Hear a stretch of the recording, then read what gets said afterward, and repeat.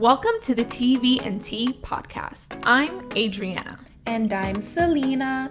And we are two sisters that have decided to let the internet into the conversations that we have about TV and pop culture over endless cups of tea. In our house, the reoccurring questions are, is it tea time? To which the answer is always yes.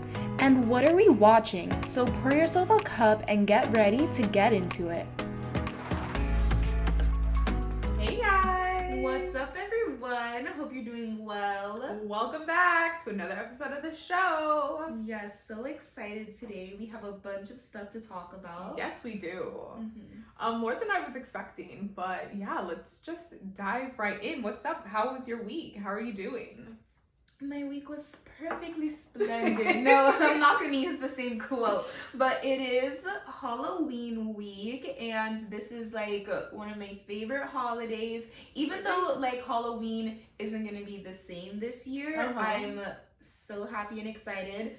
Last week, I went to a little Halloween get-together. I got to dress up in a little Harry Potter costume. It was so fun. Very cute. Super cute. And then tomorrow, I'm having another little Halloween family party. And you don't know about that? No. We're having like a pool party, like a nighttime pool party. Wow, thanks for the invite. Yeah, and my costume is going to be super cute as well. Wait. A Halloween nighttime pool party with costumes? Yes, but that plan was just because I wanted to wear this one outfit. I know. Okay. I mean, I'll say it. I'm gonna be Spring Breakers. So that movie that was horrible, but was still a little bit iconic. Yeah. I've never actually seen that movie. Who's in that? Selena Gomez, I think Ashley Benson, Vanessa Hudgens, James Franco. Wow, it's it's all star cast. It's a strange cast, yeah. But such a bad movie. Okay, well, but yeah, it's gonna be cute and fun.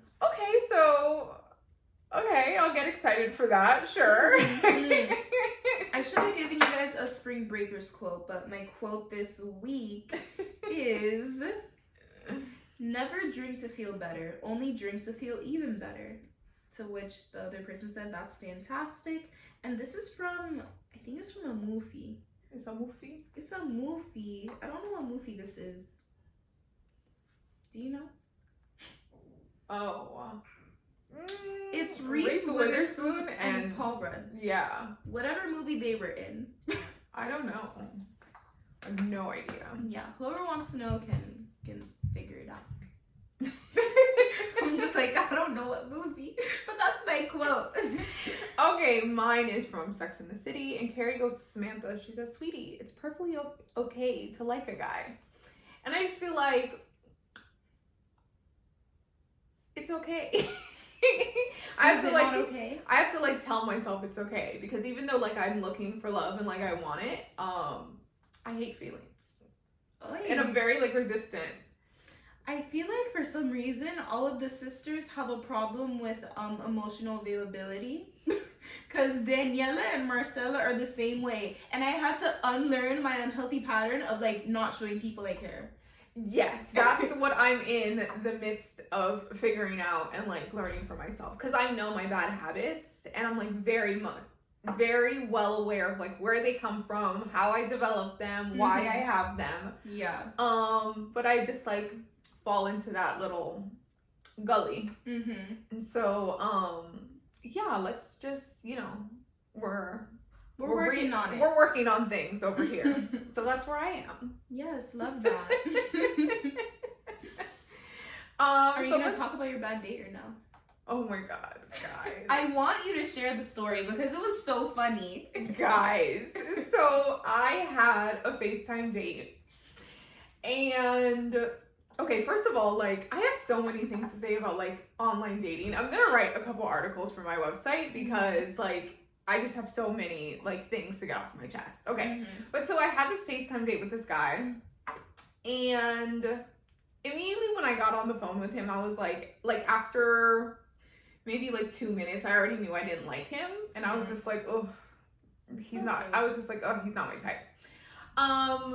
but then I was like, okay, I'm gonna put my best foot forward. I'm not gonna be a bitch. And so we started talking, and I was asking like a lot of questions, and he was kind of quiet, a little shy, very laid back. And then like as the conversation started to keep going, he started to get more and more comfortable, and we were talking about his job, and I was like, oh, well, you seem pretty settled in your career. And he was like, this is not my career. My career aspiration is to be a stand-up comedian. Oh, Lord. And I was like, oh. You see, what gets me is that, like, if the guy was cracking jokes at the beginning of the date, like, it would have some context as to why he wanted to be a funny man. Right. And I was not getting that vibe. And I was like, that's not the vibe I get from you. And he was like, yeah, he's like, yeah, I love the stage, da da da da. So I'm like, who would you compare your comedy to? And he's like, Chris Rock. He gave you examples. Chris Rock, D.L. Hughley, and somebody else that's really funny. Who's the guy from My Guests? I was like, really, like, iconically funny people. And I was like, I thought you were gonna say Jim Carrey. No. I was like, no, there's no way. Like, in my head, I'm thinking, like, the way this conversation has gone, I'm not getting any funny man vibes. Yeah. So then, I guess from there, he was like, let me prove to her that I'm funny. So then he started to, like, do jokes. And it wasn't like, he just started to work them into conversation. And when you can tell that someone's, like, putting on a show? Yeah. It started to feel like he was practicing new material on me, and I was just like, oh God. And so at one point he started to, like, do an impression of Donald Trump, and I was like, oh my God, this is, like, getting painful. I was just like, oh my gosh. And it wasn't funny, but I was just laughing at the hilarity of the situation, and I was like crying, laughing. And I think he thinks like I was laughing at the joke, but I was definitely laughing like at him, which is like so mean, but I just couldn't. I was like cracking up. I was like covering my face because I was like, I can't look at this man anymore. And then I was just like, okay. And then, we started talking about politics, which was just like a big no-no. And the truth came out, and Lord. But you guys are gonna be surprised at the truth, okay? Because it was ridiculous. He told me that he went to vote earlier in the day, and I was like, okay. And so then he's like, yeah, I voted for Bill Clinton for president. No. You have to tell them how you told me. She said, I voted for Clinton, to which I said, Hillary? And she said no. Bill. He voted for Bill. He wrote in Bill Clinton on his ballot, which I was just like, so you wasted a vote, basically is what you're telling me.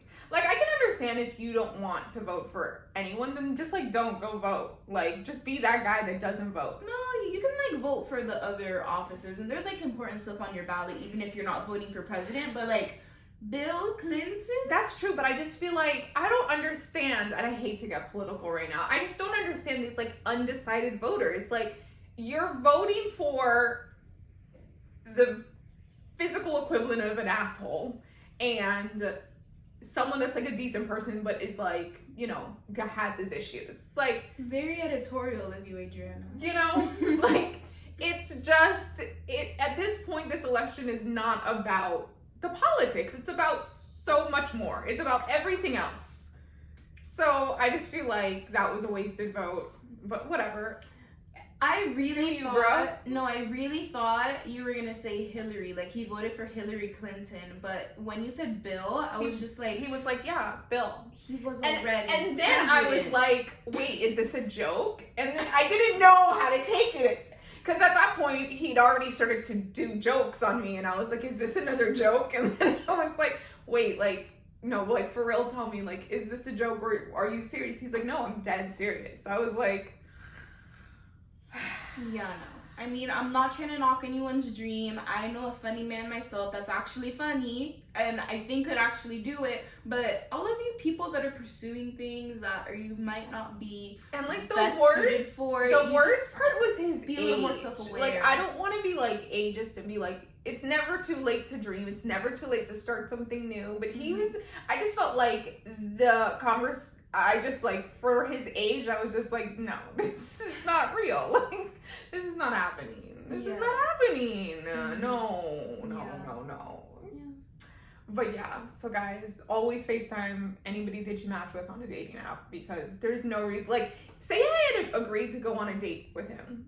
And 2 minutes in, I would have realized, like, no, this ain't it. Like, I'm not that rude to be like, I'm gonna leave.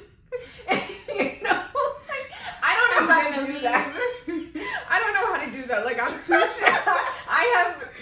that's my line of shame. Like, I'm not shamed for a lot of things. You know what you do? But You order a drink and you just finish it fast and you say, I'm not hungry. it's so funny. I like was drinking a beer throughout the conversation, and at the end, I was like, I just chugged it. It was like, okay, I gotta go to sleep. Ay, pobre. I mean, it was tragic, but you know, he was a nice guy, and good luck to him. Just was not for me. Not for me. Yes. But, yeah. Anyways. With that, let's start the show. I just felt like the quote was relevant to what happened. It was. I'm dating. It's funny stories. Follow me on Twitter. I'm tweeting up a storm. Like, it's a mess. So yeah, this week on the show, we're in another set of movies this week. A movie. Which one do you want to start with? Let's talk about Rebecca. Oof, Rebecca. Okay, my so Lord. Rebecca is a movie on Netflix, and it's brand new. And it's super good. It's one of the top 10 movies on Netflix right now. And I feel like it's been a while since Netflix has released a good movie. All of the movies I've seen recently on Netflix are people that are good. Like, I watched this one movie with Anne Hathaway and what's his name? I love him. Gone Girl guy. Ben Affleck. Ben Affleck. I love him. But the movie was horrid. It was horrific. Oh, yeah, you did say that. Yeah, and like there was another Netflix movie that just didn't make any sense, and I was like, why are they making these horrible ass movies? So I was a little scared to watch Rebecca. But it ended up being so good, so worth it, and I highly recommend. I have to say, I loved it as well. I started it last night, and it's a little like creepy Halloween vibes. It's a little like mystery vibes, and I don't like that, so I had to like stop watching and finish it this morning in the daylight. But I really liked it. It was an unexpected story. I didn't from the trailer and everything, like that's just not what I expected it to happen at the end, and I thought it was great. The casting was magnifique. Ooh. Okay, so it's a Lily James, Armie Hammer, which is like, oh my god, he is just so delicious to me. Yes. He's another one of those like the hot guys. Hunky Hollywood guys. You know, we talked about them last week. He's another one in that category. Loved him. He was so like dapper. Yes, love it. I just loved it. It's set in like what time period is this? The 50s? Yeah, I think that was the 50s. And so it's about this young girl who is a lady's companion. Yes. And she's on vacation with this woman that she's working for. And she meets this rich, aristocratic man. And he's like young and hot, but widowed. And so he's like lonely and alone. And lonely and alone and sexy, so sexy. And you know, they start to like hang out and they fall in love, and then the woman that she's working for is like, we're leaving, it's done. And she's like, she goes to him and she's like, I have to leave, like this is it. And he's like, let's get married, come home with me. And they run off into the sunset. Yes. They go get married. I was like, sis came up. Like, you better, honey. Right. One thing I want to say about like the beginning of the movie is that when she met him and she was like, I'm alone, I was like, and then when we find out her parents have only been dead for 2 years, I was like, why is she acting like this? Yeah. I have so much to say about her, Mhm. but okay. So they get married, she goes home with him, and he lives in this, like, old English, like, manor. Yeah. Like, one of those, like, royal estate. houses, estates. Yeah. And been in the family for hundreds of years. 300 years, passed down from generation to generation.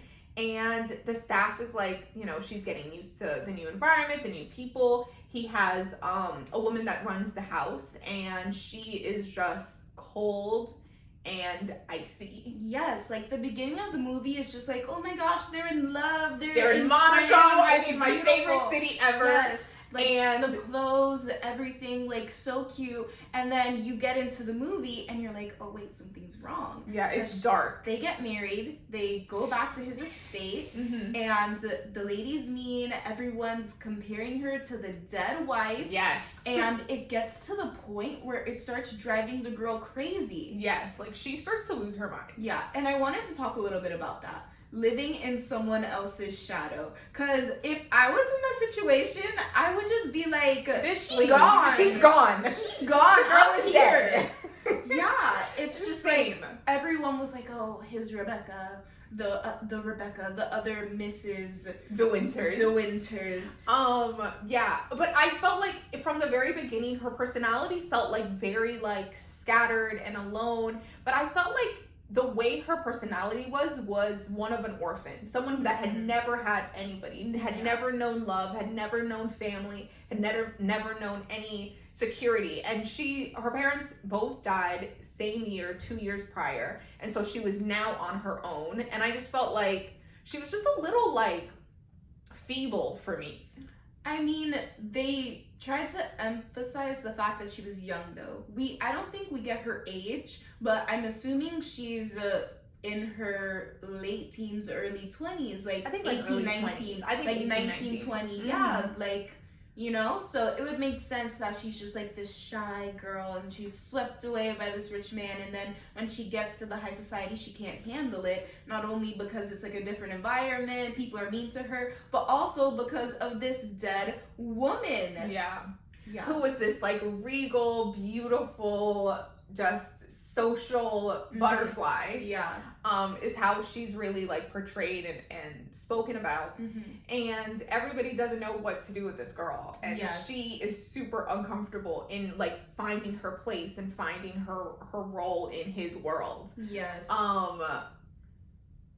And then he is like kind of psycho. You think like, what's wrong with this man? He's very cold. He's closed off. He's not emotionally available. As soon as they get married, He's keeping secrets about like things that happened with his wife. He doesn't want to speak about the wife. He's like he sleepwalks. You can tell there's like a haunting. Something is haunting him. And you start to think he is still in love with that woman. Uh-huh. Her ghost is in this house. Uh-huh. This little girl did not know what she got into. But then, like, it shifts again. Yeah. So, you know, then she's slowly like unmasking him. He's kind of like the layers of like control that he's had since his wife has been dead are slowly starting to peel away. He keeps getting angrier and angrier. And then things come to a head when her body is found. So he had identified a body that had washed up on the shore 2 weeks after his wife's death. So, you know, he thought that was his wife. And now, I mean, how many years is this later? Like 4 years later or something like that? A couple years. A couple years after her death now at this point. And her body washes up in the sea. And it's like, okay, like, who was the person that was identified? And then, you know, now it's suspicious. Like, why did you identify a woman that wasn't your wife? Like, what's the story there? So he starts to be investigated. And they're like, did you kill your wife? And his new wife is like, I don't know. Like, I don't know if you killed your wife. But she confronts him. And the truth comes out. Yes, and it was confusing for me, and not confusing for me, it was confusing for her, and exciting for me because I really liked the twist and the transition. You're here thinking, oh my gosh, like he was so in love with her, she's never gonna be enough for him in this life, blah blah blah. And it's like, wait, you killed her? Oh, you were not in love. Wait, what's going on?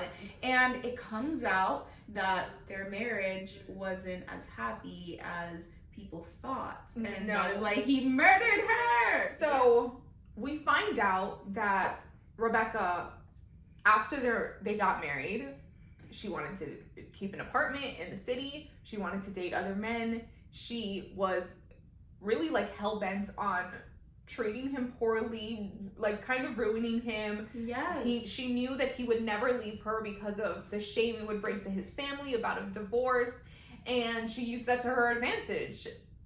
And it drives him insane, and he eventually kills her. Wild. When she confesses to him. Well, not confesses, tells him That she's pregnant. Yeah, because she tells him she was pregnant. And then he's like, but she's like, you can't even prove that it's your baby. And also she was hooking up with her cousin. So like this whole movie, we are getting this picture of this woman that's beautiful and regal and so intriguing and like a goddess of sorts. And then you find out, no, she was a bitch.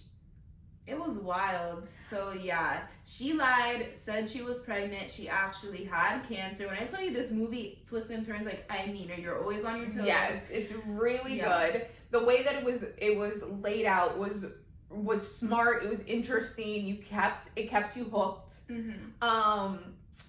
There was like a couple things that I thought were so interesting. I thought the maid, the woman that runs the house, what's her name? Mrs. Danvers.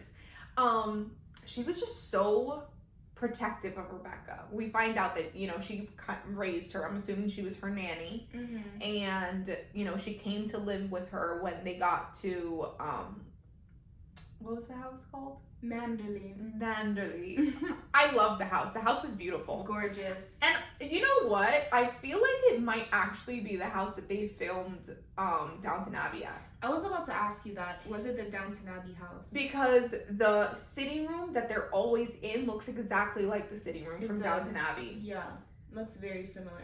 Very similar. Yeah. Like I would put money that it's the same house. Anyways. We'll let you know.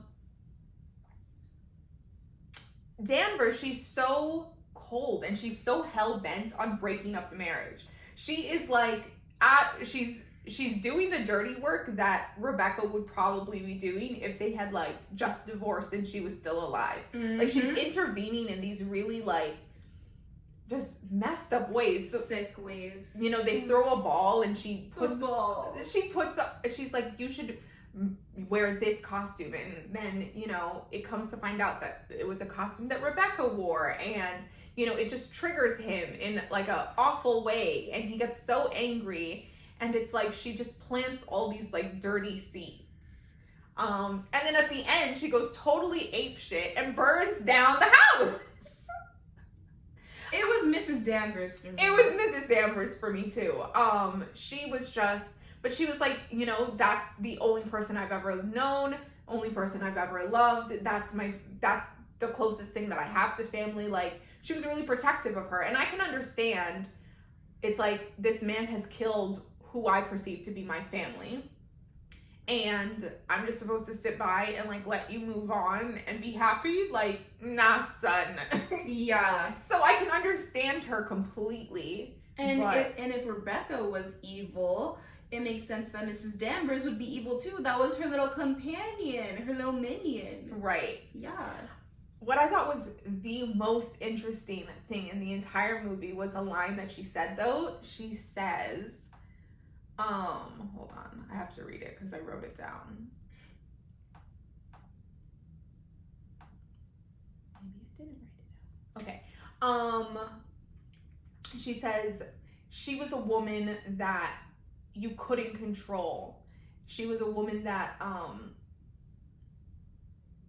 it's something to the effect of like pursued her pleasures. Mm. And she's like, of course a man had to kill her. And I was like, that line hit too. damn, bitch. Yeah. You just preached. Like, that was a whole sermon. Because I was like, in that period of time, you know, women were supposed to be demure and submissive, and they weren't supposed to be independent or sexual, really, even within their relationships. And Rebecca was clearly, like, way ahead of her time. She was like, I snagged the rich, young, aristocratic hottie, but I'm still gonna be out in these streets doing me. And that was a problem, obviously, within the confines of marriage, but it's like, forward thinking, maybe. You know, open marriage. Okay, sis, you're ahead of your time. There was a point in the movie I was like, damn, maybe I need to stand because... because... No, Rebecca was low-key sick. She was hooking up with her cousin. No, she was. But in my head when Danvers said that, I was like, wow, that is so true. There was very few women, especially in that day and age, that felt comfortable just being who they were unapologetically. And it's so interesting, the violence that women have to endure, especially at the hand of your husband, your spouse, your boyfriend, and for her to die in that way, like, again, because you're a bitch doesn't mean that you need to be murdered. Yes. Doesn't justify being murdered. And it's like, going back to the documentary, it's like, that's not a reason for violence against women, and that's not a reason for someone to become a villain. As, you know, morally ambiguous as that may seem. I completely agree. So I just thought, like, interesting. I think the movie, like, played some, like, just left some seeds on the floor that were interesting. Planted some things. Yeah, I thought that was very interesting. I was, like, thinking about that at that point. But I loved the movie. I loved it too. And I think it was really about these two women, Rebecca and the second wife. It was really about them finding themselves and us understanding them as women, because Rebecca, we are first introduced to her as this mysterious bombshell, like, you know, person, and then she ends up becoming humanized towards the end of the movie. And, you know, the other girl, the main girl, started off as this scared, shy, innocent young woman, and she grows to be so confident and knows exactly what she wants and how to navigate the world on her own. So yeah, it was definitely a play on that and how we see women in society. You're either the whore or the housewife, and it's just like, no, you can't just view women in that way. It's so much more complicated than that. Through a singular lens.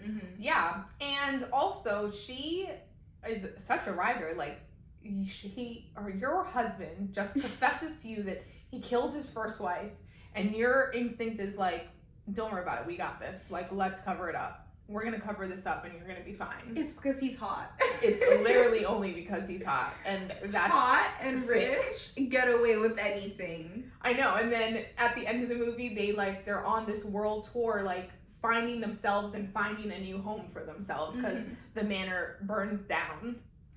And yeah, it's very interesting to see how she blossoms so quickly in that moment. She had to boss up. She really did.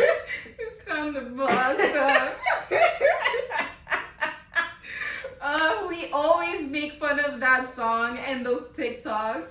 I was like, it's time to boss up. Fix your credit, get back fine. Like, sir, who are you to tell me to fix my credit? And how is that going to make me more appealing? Oh my god, I can't with that song. Ladies, your soulmate will love you with debt and all.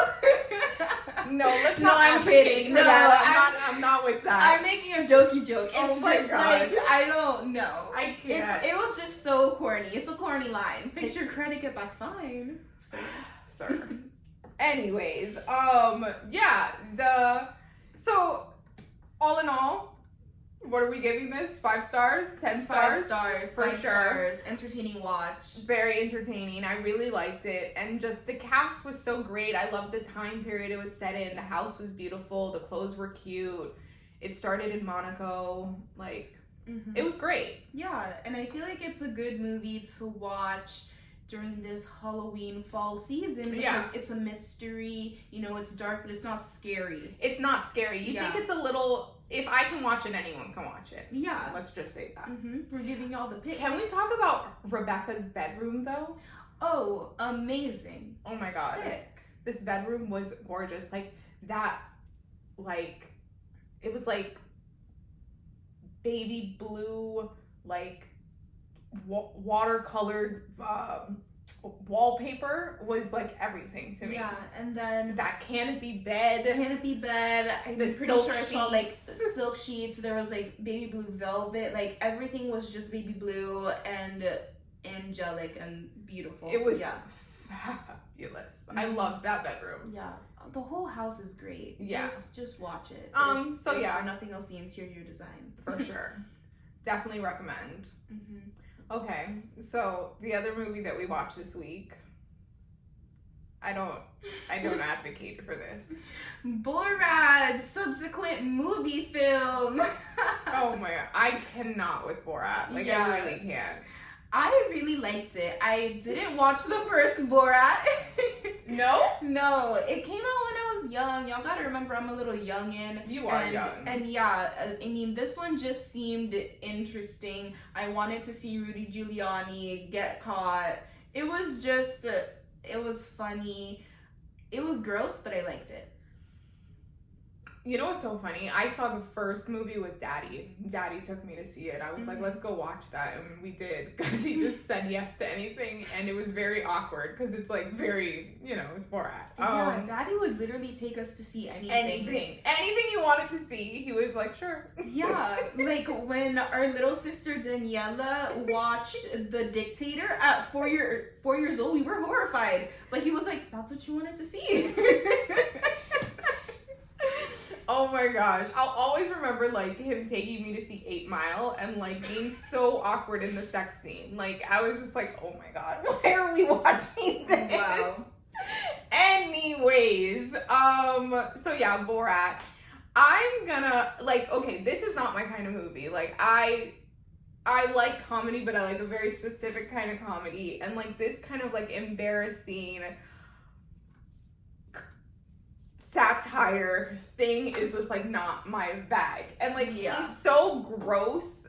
I don't like the nastiness. Okay, I don't like movies that are gross. In that sense, like I did not like it. Like the period dance scene, the first scene where she had all the stuff on her face. Like, I know. That was super disgusting. And she just looks so dirty. I was like, she needs a bath. I don't understand that type of comedy. Like, what about things being gross is funny? Can someone explain?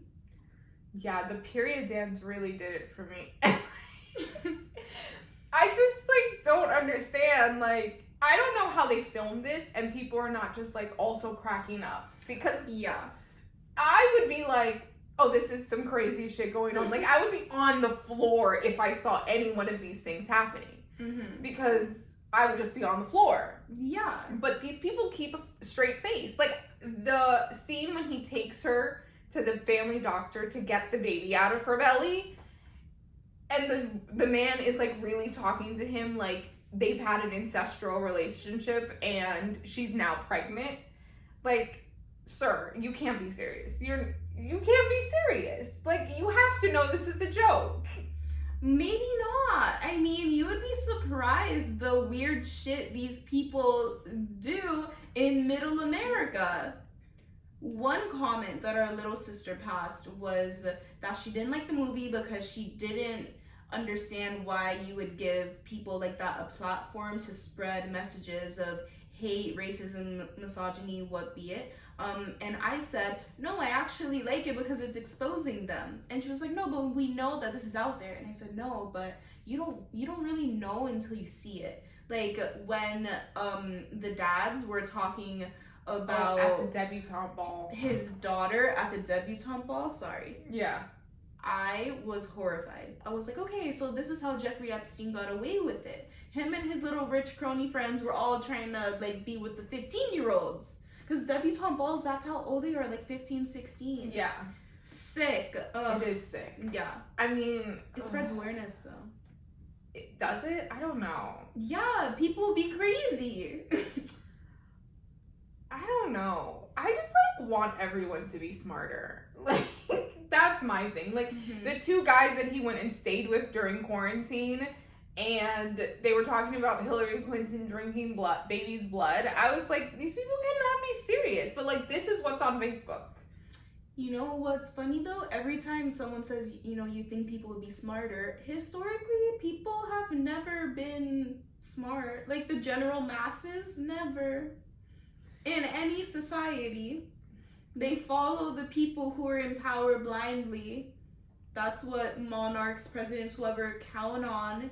So, you know, it's so important to educate yourself. We have so much information in this time at our fingertips, and you know, your cell phone opens the entire world for you.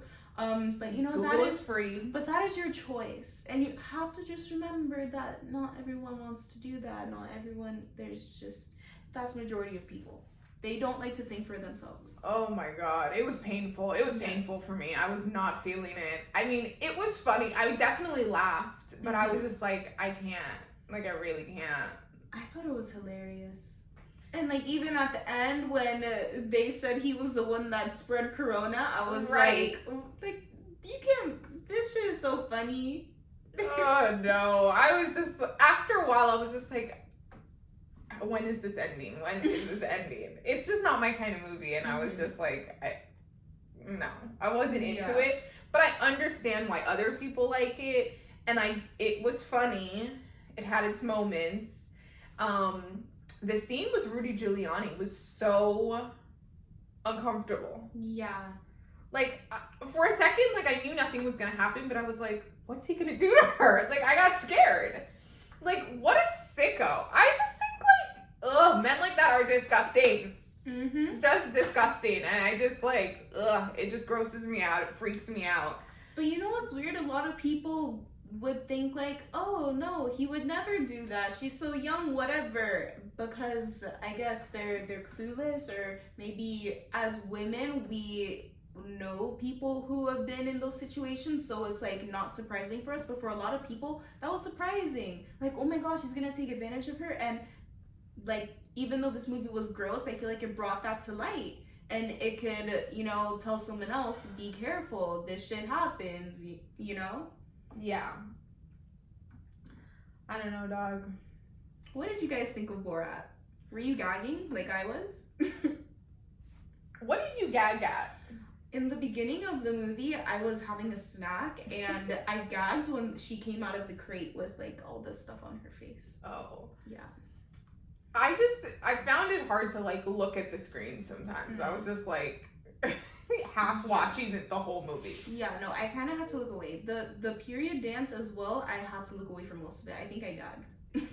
You know what I thought was the funniest part? The guy in the fax office. Yes!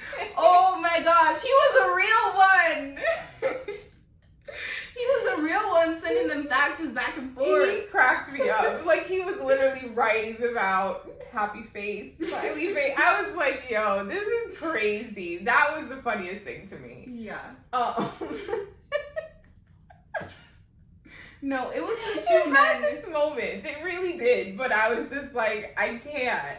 It was the two men in quarantine for me. I loved that part. I was just like, people are really like this. They were real people. Yes! They were real people doing their thing. When he was like, can I come home with you? He was like, sure. I was like, God, like, what? He was literally like, I guess. Yeah, like, that was just like, that was just hilarious to me. That made the movie. You have to give them some credit, some creative production, like something credit. I'm just like always confused how movies like this get made, because it's like, one, don't you recognize him? Two, he was in disguise. He wasn't in the regular Borat disguise. He was in other disguises throughout the movie. Yeah, but like... I wouldn't have recognized him. No? If he was in the Borat outfit, yeah, like in the beginning of the movie, but the other outfits, no. I don't know. I'm really good with faces. I remember people. Yeah, I don't know. I just feel like how do people see a camera filming something and not like, I don't know. Yeah. React. You react in a different way. Yeah. It's very possible that happened for a lot of people and they just didn't put those in there. Okay. Very possible. They just got the best ones. Like, I'm sure they didn't ask one person, can I stay with you? And that was the one that they got. They probably had to get multiple tries of people being like, hell fucking no. Not in a pandemic. Mm-hmm. The black lady was also really funny. Oh, the babysitter. The black lady was the one good soul in the movie. She was like, she was everything. everything. I don't want to do this. I was like, here we go. I was like, she's about to mama it out. Mm-hmm. I was like, wow, I can't even believe. But this is my thing. Like, that woman does not seem like she should be caught in this movie. Like, how did they get her on camera doing this? I mean, if someone came up to me and was like, hey, we're doing something, I can't really tell you what it's for, but it's gonna be big, like, would you be willing to do this? Like, I might say yes if it was quick. She seemed like someone who was a caretaker. Like, maybe that's what she did for a living. Yeah. You know? I don't know. Okay, guys, if you watch Borat, let me know if you're in my camp or Selena's. Yes. Did you like it? Did you hate it? Let us know. Yeah. All right, guys. Let's get into the tea this week. It's time for tea. Yes. I'll start this one off with the major story. Okay. Breaking news. Lil Wayne just met with President Trump to discuss prison reform, and it looks like he is supporting him. Did you see that? No. That happened like today, like right now. Really? Yeah, like he just tweeted about it. I'll read you guys the tweets. Yeah, read it to me because I haven't heard about this. I have it. Okay. So he tweeted. This actually doesn't surprise me. Just had a great meeting with @RealDonaldTrump. Besides what he's done so far with criminal reform, the Platinum Plan is going to give the community real ownership. He listened to what we had to say today and assured he will get it done. That implies he wants him to stay to get it done. Yeah. This doesn't surprise me. Lil Wayne said like years ago in an interview, he was like, I'm not black, I'm Lil Wayne. Oh my gosh, I remember that. You know, like, this doesn't surprise me. Like, obviously he knows he's black and whatever, and he obviously criminal justice is an issue that plagues the black community. So obviously he's fighting for his community, our community, in that way, but it just doesn't surprise me that he would be like, yeah, I'm gonna work with Trump to get this done. Like, he's very Kanye-like. If this was a couple months ago, or if this was like a couple months from now, I would understand, because it's like, okay, he's in office, you can't really do anything, like, let me try to get something done. But now, right before the election, oh hell no. There's a quote that I saw the other day, I think it was from like Teddy Roosevelt, and it says, everything that happens in politics is planned. I agree. So keep that in mind. Mm-hmm. Everything is planned. Very Nothing so. Is by accident. Mm-hmm. Yeah, right before the election, I was just like, okay, Lil Wayne, you better. I mean, but if people are going out and putting in Bill Clinton on their ballots, like, what do we think is happening? No more election talk. Okay, anyways. Okay. In other news, Gwen Stefani and Shelton got engaged. Yes, I'm so super happy for them. cute. They're like my faves. Blake tweeted, "Hey Gwen Stefani, thanks for saving my 2020 and the rest of my life. I love you. I heard a yes." And then she put up the ring, and it's beautiful and it's big. So and it's, adorable. Yes, I stand them. I love her, love him. Yeah. And I'm just so happy for them. Nail color. Right? Sick. Yeah.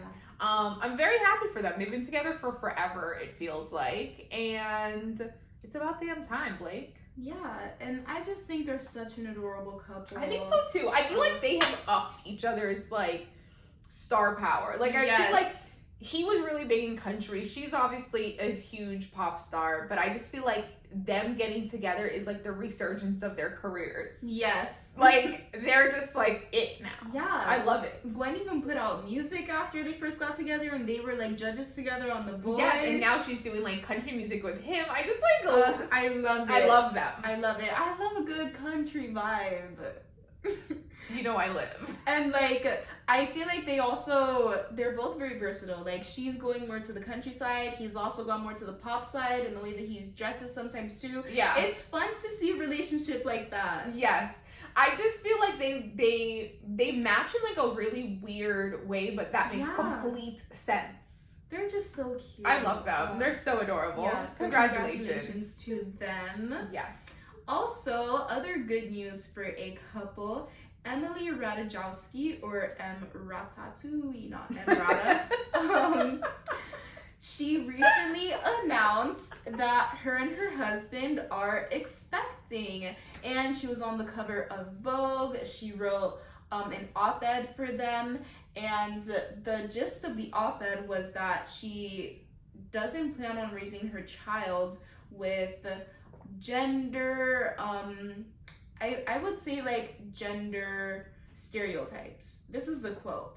"I like the idea of forcing as few gender stereotypes on my child as possible." And they are not going to talk about the sex of their baby, the gender of their baby, until he or she is born. Okay, so like we had a very big discussion about this. And my thing is like, okay, not until the baby is born you're going to talk about the sex of the baby. Like, isn't that pointless if you're going to talk about the sex of the baby once the baby's born? I mean, I think raising a child in a gender neutral way I think it's great, because I just feel like we know that so many transgender people have grown up like not feeling in place in their bodies, and it's not their parents' intentions. Because I notice even in our family, we treat the boys differently than the girls, even if it's small things like Jamaicans say, boy pick me if it take out garbage, boy pick me if it drink. And it's just like, if I was a little girl and people were acting like I was a little boy, but like with gender stereotypes, it sucks. So I actually like that idea. I'm not mad at this idea. The one thing I was saying to Cece when we were having this discussion is that I think, for me, this is just me, like, if I get pregnant, I don't want to do like a huge gender reveal party. We were talking about gender reveal parties and how it's like a little weird. Like, you know, you're celebrating the sex of the baby, but it's like, that's all you have to celebrate when you're pregnant. Like, you're sick, you're bloated, you're fat, you're like, it's all these things. And it's like, yay, I'm having a girl, yay, I'm having a boy. I can decorate the room, I can get a couple presents. But it's very possible that later on they're like, I was never a girl. But like, that's fine. I think you can do both. Like, I think it's okay if like you gather your families together, you pop off some confetti, and then you raise a child in a way that is celebratory and, you know, comfortable for whichever way they want to identify.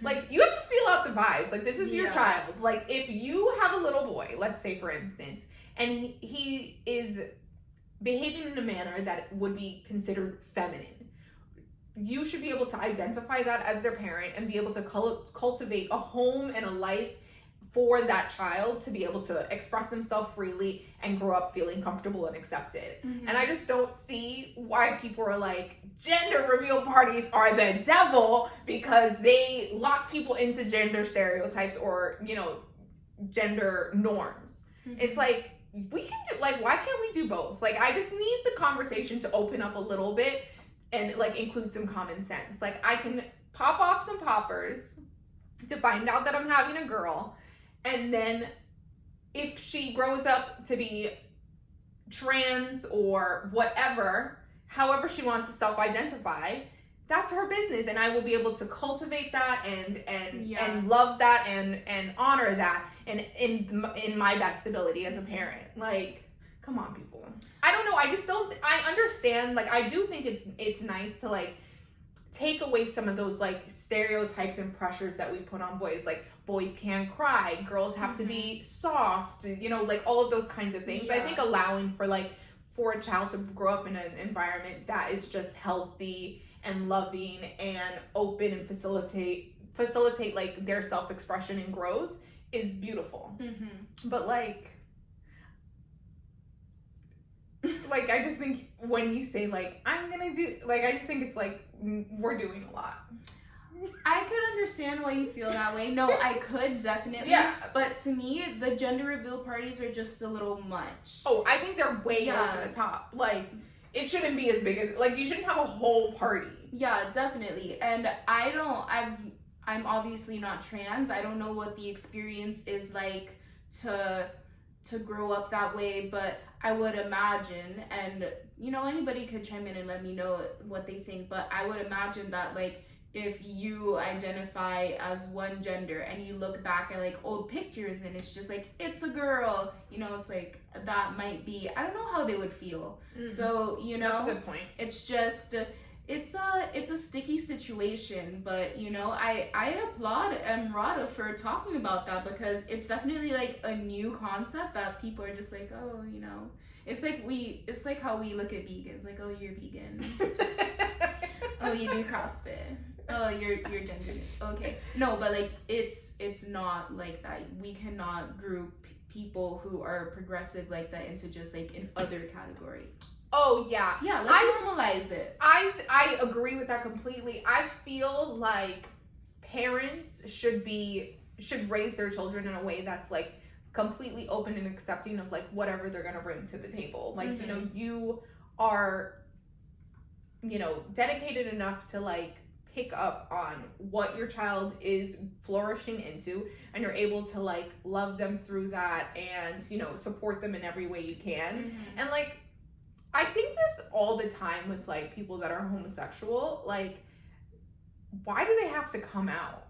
Like, you don't see the vibes. Like, you shouldn't you like just facilitate them being comfortable and be like at the kitchen table, be like, yeah, so like the guy you have a crush on, like it shouldn't, like, I don't know, I just think like the process of coming out is like probably so traumatic. Like, I just feel like you shouldn't have to do that. Like, oh, you definitely shouldn't have to do that. And I like, we always talk about Ryan Murphy, but in Ryan Murphy's shows, he never really addresses sexuality, like, oh, coming out, oh, I'm gay, I'm bi, whatever. It's just like, yeah, I hooked up with a girl today and I hooked up with a boy yesterday. Yeah, like there's never a moment.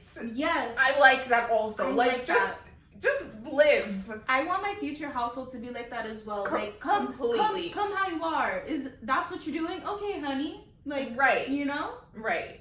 Like, I think facilitating those kinds of like questions and like allowing conversation to flow in a way that's like open is like really important for children. Like, you know, instead of being like, oh, do you like a boy, be like, what, you know, who do you like? Who do you like? Like, have it be an open-ended question. Somebody has the freedom to define that for themselves. I think that's important for children, especially growing up today in a society that's way more accepting, and they feel like, you know, they're just much more in tune with their emotions in that way. I think kids today. I was about to say, we think society is accepting, but from the Borat movie, I'm starting to realize it's just our little bubble that is accepting. The major cities are accepting. Everywhere else in America, it's a thing still. So yeah, we have to keep having these conversations. I agree. Yeah.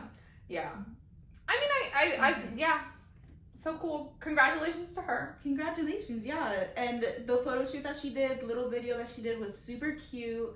So yeah, go check it out. She's very perfect. She's so beautiful. Yeah, she's literally perfect. Okay, so last story. Kim Kardashian celebrated her 40th birthday on a private island with 40 of her closest friends and family. and the internet is not here for it, and they are not having it. I didn't know. I was just like, okay, it's Kim's birthday, whatever. Like, I wasn't paying attention to the apparent controversy. Yes, the original post, she says, hold on. I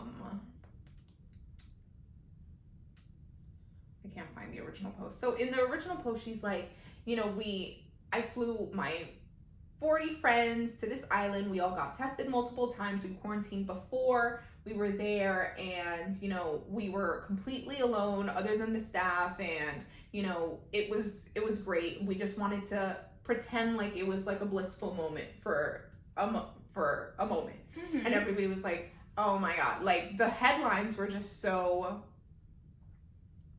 like mean. Like, for instance, The Cut wrote, in today's news, you absolutely could not make up. Near billionaire Kim Kardashian decided to celebrate her 40th birthday by flying her closest inner circle out to a private island. In a series of tweets, Kim explains that the goal was to pretend things were normal for just a brief moment in time. The tone, deaf. The room wasn't red. The one silver lining, the internet coming together to share their own private island party pictures. And so everybody started to post like different like private island pictures. It was like a picture from Castaway. It was a picture from Hook. Like all these like not fun island pictures. Oh no. And everybody was just like, how tone deaf? Like, people are literally dead and broke and losing their homes, losing their families, losing their jobs. And here you are just flaunting your riches in our face on the internet. That was the backlash. Did you think it was tone deaf? Okay, so I felt multiple ways. Because I've been feeling, because this is not the first time I've seen this, like, this week. Somebody else tweeted this week. They were like, you know, if you're gonna post your picture of you not socially distancing or whatever, you know, at least put a warning on your photo to say, like, I've been tested, I've been quarantining. And I was just like, or you could mind your business. Like, people are so pressed over what other people are doing. Right. And that's how I'm feeling right now. I just feel like, what business is it of mine if somebody else wants to go out and party, if I'm in my house doing what I need to do for myself? If it doesn't affect you, if you're not going to be around Kim Kardashian tomorrow and she could give you COVID, then you need to just chill. Relax.